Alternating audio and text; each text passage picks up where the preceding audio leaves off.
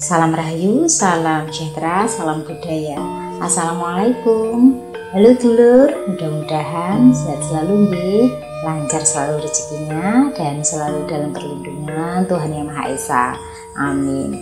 Dulur, tayang kali ini saya akan membahas mengenai orang yang koneksinya kuat terhadap alam semesta. Tanda atau cirinya seperti ini. Barangkali panjenengan ada beberapa tanda yang sama seperti ini. Wilujeng Rahayu, sugeng midhangetaken.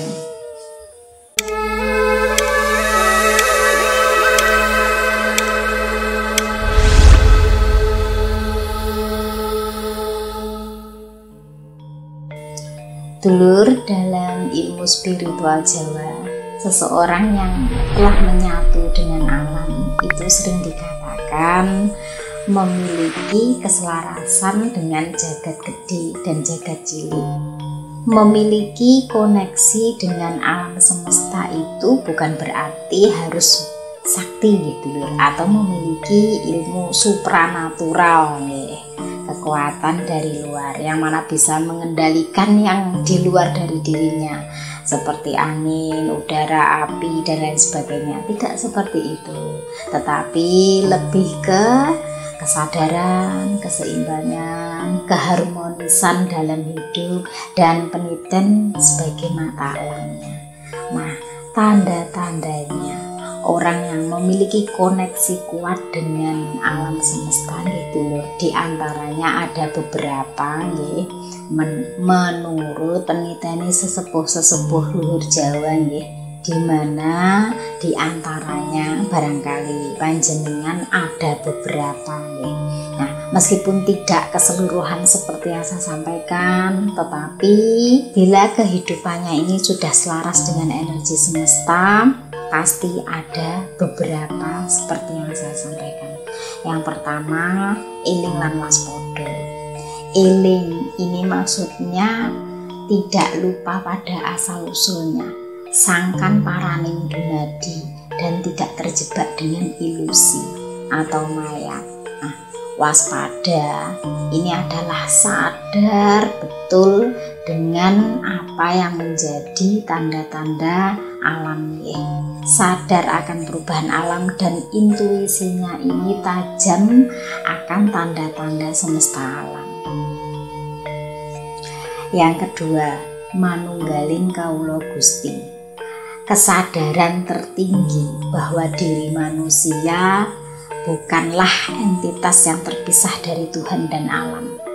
Mengalami penyatuan batin dengan Sang Pencipta, sehingga hidupnya ini dipenuhi dengan ketenangan dan juga melahirkan kebijaksanaan. Yang ketiga, ngesti kasunyatan, memahami bahwa di dunia ini penuh dengan ilusi atau maya, tetapi hanya mereka yang sudah tercerahkan yang bisa melihat kasunyatan sejati. Hidup tidak dikuasai oleh nafsu belaka, tetapi kesadaran murni sejati. Yang keempat, rahayu lan slamet. Orang yang sudah menyatu dengan alam ini hidupnya selalu merasakan yang namanya ketenangan dan kedamaian. Selamat karena sudah tahu dengan hukum keselarasan alam, sehingga rata-rata hidupnya ini membawa ketenangan bagi orang lain dan yang ada di sekitarnya. Meskipun tidak semuanya gitu lur, orang yang baik ditempatkan di suatu tempat, yang lain ikut-ikutan baik, tidak. Terkadang semua orang itu menginginkan nampak atau tampil baik, dan terkadang sama-sama baiknya itu ada ketidakcocokan karena terkadang memiliki motif masing-masing.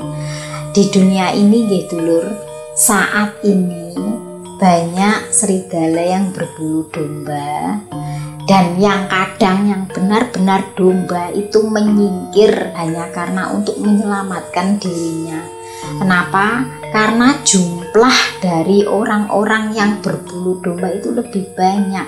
Kalau melawan sendiri, buang-buang energi, tidak ada artinya, tidak ada manfaatnya, maka lebih baik menyingkir daripada katut, karena memang sekarang zamannya banyak orang yang cuma berpura-pura saja. Tanda berikutnya adalah ilmu titen. Seseorang yang menyatu dengan alam itu biasanya ditandai dengan peniteni iki awas dulur. Jadi kemampuan membaca tanda-tanda perubahan alam. Misalkan seperti gerak awan, perubahan angin, suara-suara burung, ataupun pertanda gaib dalam kehidupan sehari-hari. Nah, seseorang yang sudah memiliki ilmu titen yang terp ini, biasanya mereka tahu kapan waktunya bertindak, bersikap, dan kapan waktunya untuk berpasrah. Jadi sudah tahu apakah ini perlu dilakukan, perlu diperbaiki, atau diam berhenti karena itu bukan jadi ranahnya lagi, dimana mengetahui bahwa itu sudah menjadi urusan Tuhan. Tidak boleh ikut campur apa yang menjadi ketentuan semesta, terkecuali memang ada kalanya kapan saat bertindak yang tepat untuk memutuskan sesuatu yang memang dalam keadaan bisa dibilang darurat ya. Tetapi jika dirasa itu bukan ranahnya dan menimbulkan mudorot, maka biasanya hanya diam saja. Maka dari itu dulur, kenapa orang-orang yang linuweh itu banyak diam. Kadang melihat suatu kejadian tidak bergerak karena barangkali memang sudah tahu bahwa itu bukan ranahnya, bahwa itu memang sesuatu yang harus terjadi dan tidak boleh ikut campur dalam urusan semesta. Tanda berikutnya, tirakat dan laku prihatin. Tirakat itu sebagai tanda bentuk hidup sederhana, dan laku prihatin ini adalah untuk sebagai pengendalian diri dulur. Jadi mencoba untuk tidak terlalu banyak atau berlebihan. Contohnya saat makan, kemudian saat berbicara, ataupun mengejar kesenangan duniawi. Semua manusia itu pasti punya dulur yang namanya nafsu. Semuanya sama. Tetapi tingkat derajat manusia yang baik itu adalah mereka yang pandai mengendalikan nafsunya sendiri. Bisa mengontrol. Karena manusiawi, setiap manusia pasti memiliki hawa nafsu. Dan cara pelampiasannya itu ada tatanan aturannya, tidak seperti binatang yang seenaknya sendiri, yang tidak berpikir, yang liar begitu saja. Jadi kalau ada manusia yang tidak bisa mengontrol hawa nafsunya, tidak memiliki rasa malu dan sebagainya, tidak ubahnya seperti binatang. Nah, untuk mengendalikan ini, maka laku prihatin ini sangat diperlukan. Tanda berikutnya yaitu sumeleh lan legowo. Sumeleh ini maksudnya dulur pasrah dengan penuh kesadaran. Bukan menyerah ya, tetapi menerima apa yang menjadi ketentuan ilahi. Mau menerima dengan kesadaran tinggi. Lah, legowo ini merupakan sikap hati yang lapang. Jadi tidak mudah tergoncang dengan segala keadaan dengan cobaan hidup. Nah, mereka yang sudah menyatu dengan alam itu pasti memiliki di mana sifat semeleh lan legowo ini tadi. Tanda berikutnya, ngerajut busono. Ngerajut busono ini secara harfiahnya itu melepas pakaian dulu artinya. Tetapi menurut spiritual, ngerajut busono ini adalah simbol melepas kemelekatan, ego, dan keterikatan duniawi.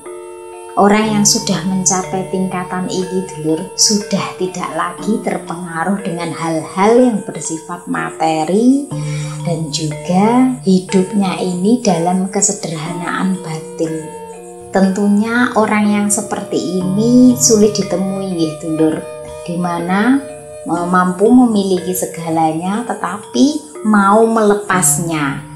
Jadi keduniawian itu tidak mempengaruhi hidupnya. Tetapi bukan berarti tidak ada gitu dulur, hanya saja sulit ditemukan untuk zaman sekarang ini. Dan biasanya justru mereka yang mumpuni seperti ini itu justru malah tidak terkenal dulur. Namanya tidak begitu dikenal banyak orang, tetapi tetap ada, masih ada. Karena kalau orang-orang yang semacam ini sudah sama sekali tidak ada di dunia ini, ya berarti siap-siap saja menunggu kehancuran karena sudah tidak ada pengendalinya lagi. Tanda yang berikutnya adalah topong rami. Topong rami ini hidup dalam keramaian dulur, sama seperti kita semuanya ya, hidup berdampingan ya, tetapi mampu mengendalikan dirinya. Topo itu bukan mesti di tempat yang sunyi sendirian kemudian mengharapkan wangsit atau wahyu ya, tetapi topong rami itu tetap di keramaian, hanya saja dia pandai mengendalikan dirinya. Jadi bisa menyeimbangkan antara kehidupan dunia dengan perjalanan spiritualnya. Dan tanda yang terakhir itu adalah wening lan bening. Wening itu kejernihan batin dulur, bebas dari prasangka dan hawa nafsu.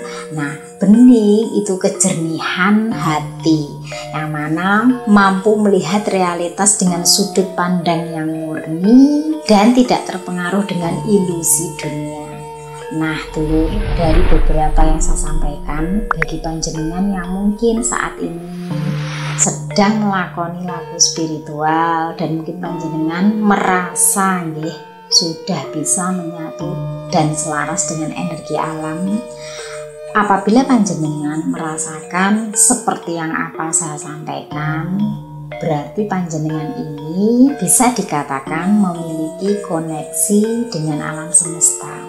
Sadar tidak sadar, seseorang yang menyatu dengan alam dan selaras dengan energi semesta mestinya memiliki tanda-tanda dan ciri-ciri seperti ini. Tetapi dulur, biasanya orang yang memang sudah bisa merasakan biasanya malah tidak banyak berbicara atau mengakui. Saya berbicara seperti ini bukan berarti saya menunjukkan bahwa saya itu pasti seperti apa yang saya sampaikan, tidak. Tetapi saya menyampaikan ini juga berdasar dari penelitian leluhur-leluhur dahulu yang secara langsung merasakan sendiri. Mungkin secara teori saya ngomongnya mudah sekali dulur, dan pengalaman masing-masing laku spiritual orang itu berbeda-beda. Antara saya, panjenengan dan lainnya itu berbeda-beda, tetapi pastinya memiliki kesamaan, di mana ada beberapa kesamaan yang memang kadang tidak bisa diurai secara detail. Baik dulur, demikian yang bisa saya sampaikan. Apabila ini bermanfaat, silakan bagikan kepada saudara terdekat atau orang-orang terkasih panjenengan. Saya Fitri Ika, salam rahayu.